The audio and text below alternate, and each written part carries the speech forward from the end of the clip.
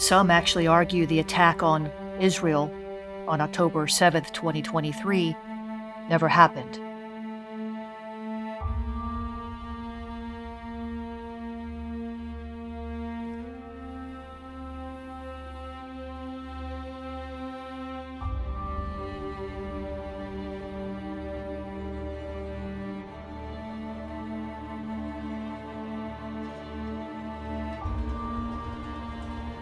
But I went there earlier this year and saw firsthand the aftermath of this horrific attack.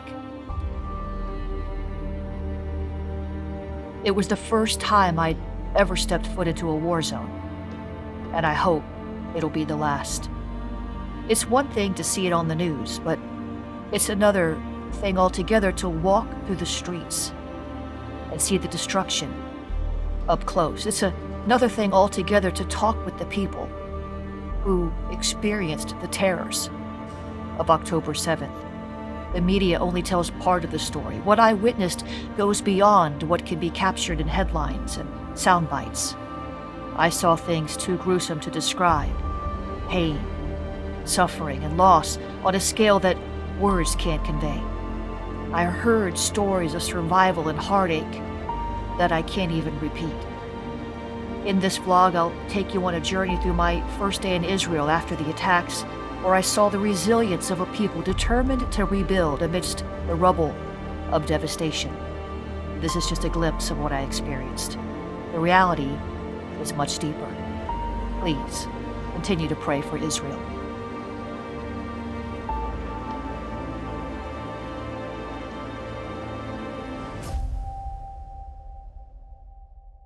Cars that you see immediately off to this side over here have all been burned, but you'll also see that they have bullets riddled in them. Hamas terrorists were very careful to not only shoot up the cars and kill everyone inside or injure many people. We have to remember, not only were over 1,200 people, 1,200 people actually, not only were 1,200 people actually slaughtered on that day, but thousands were wounded, thousands were injured. We don't hear about that so much, but let me give you an idea. You can't get a wheelchair in Israel right now.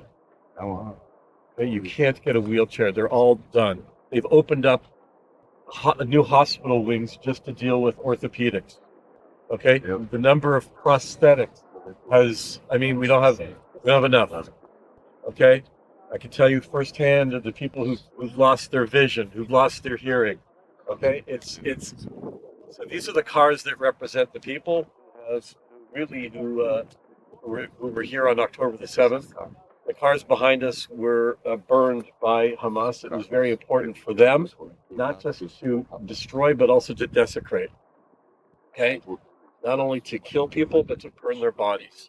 And these are their cars. Beyond that, the parking lot that you see behind us are all cars that have been that belong to people who were either killed or injured, and those cars are also destroyed, full of bullet holes. If you walk through here, you'll see remains of picnic equipment, chairs, picnic tables, baby cars, baby strollers, food. Okay, and what was happening during the first few weeks really is families were coming here to take the last bit of evidence, last bit of remnants from their family members.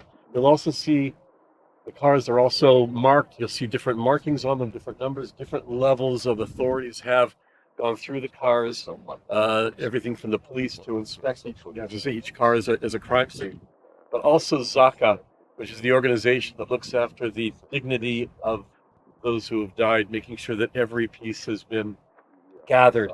And every time a different authority has come along, by the way, sort of ironically or cynically, I don't know what the right word is, but even the insurance adjusters were all here. I was actually here when the insurance adjusters were here, and I was walking around with them and they were going, we have to be here, I guess, but it's all the same answer. Total, destroyed, total. But they felt stupid in a way because they were sent here, but for the record, they needed to show that no cars were salvageable, and that was the evidence. finally, the last thing I want to say on this is that about uh, 5 weeks ago, we were unsure as to whether or not any of this would even be here. Meaning, there was an idea that there were still human remains in the form of ash in these vehicles. And according to Jewish law, right, you have to bury all remains. It can't be left out. And so the idea was about 5 weeks ago that a giant, massive grave would be built, unlike anything we've ever had before, and then all the cars and remains would be buried in there. And about 4.5 weeks ago, literally, we came back here to find that the rabbis had found a solution. They wound up getting these very powerful vacuum systems that are used for what's called clean labs. For those of you who are in the science industry, know that a laboratory needs to be completely clean of any dust. And in order to do that, they need these special vacuums. They brought these vacuums here. They vacuumed out the remaining ash of the remains, put them in bags, and buried those bags. And so the cars remain here now. What will happen to these cars, we're not sure. But right now, what you're experiencing right now is not some memorial from something that happened 10 years ago or 50 years ago. We're in a place that literally is in a constant state of families are still coming here. The police are still coming here. We're still not sure what to do at this place. So I'm going to ask you to do one thing. We'll take a minute for this. That's we heard this from our friend Rafi Babian. Just like at Auschwitz, when you see the pile of shoes, so too much to comprehend what that means. So the guidance is look at one pair of shoes and imagine who wore those shoes. And I'm going to ask you to choose a car. Just take a moment, focus on a car. Perhaps pray over that car and understand that it housed the dreams and the hopes and the joys of a family, or maybe a young couple, or maybe an older couple out for the day. There's a bus down here. You can see it's one of the higher ones. It held about 20 senior citizens who were going out for a outing that day to the Dead Sea. The siren sounded. They all ran into one of our bomb shelters, and as they were hiding in the bomb shelters from the rockets, Hamas came and threw hand grenades into the bomb shelters, and those who tried to run out were all gunned down. All the seniors were killed, were all murdered, and the bus was riddled with bullets. That bus is here. Pick a bus, pick a car, and take a moment. Just imagine what that's all about. And then the second thing I'm going to ask is that take what you see here today, be witnesses, be ambassadors to wherever countries you're going back to, and let them know what you saw. Let's take a minute.